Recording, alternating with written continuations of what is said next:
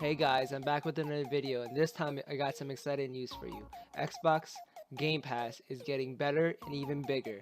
Microsoft is gonna release all their new releases onto Game Pass from launch day. So that includes their originals as Halo, the next Halo, Halo 6, Gears of War, and the next Forza installment, with the next Forza Horizon 4, and maybe Cuphead 2 whenever that gets released, because that game did really well. So this means Xbox is trying to push into the subscription base even more.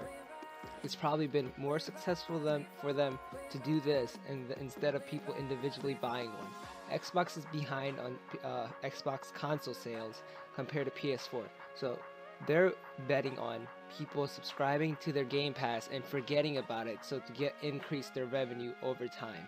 If more people don't buy Xboxes, then more people are not going to buy Halo and their next Gears of War and Forza. So they're betting on people paying $10 a month and staying on and not canceling their subscription, instead of going and just buying one game, maybe Halo, and whenever it's on sale.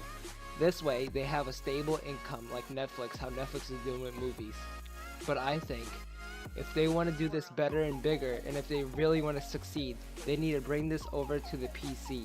They need to do crossplay. They need to go 100% into crossplay and provide PC versions of every game that they're releasing on Game Pass. So this way they have bigger fan base, and bigger, broader area to reach. They could reach Steam users and all these users. The only big competitor for them is Steam, and if they do what I'm saying, their chances of succeeding are even bigger. Alright guys, thanks for watching. I hope you enjoyed. Let me know what you think about what Xbox is doing here, and if you think it's a good idea or it's a waste of time and a waste of money. Alright, see ya. Have a nice one.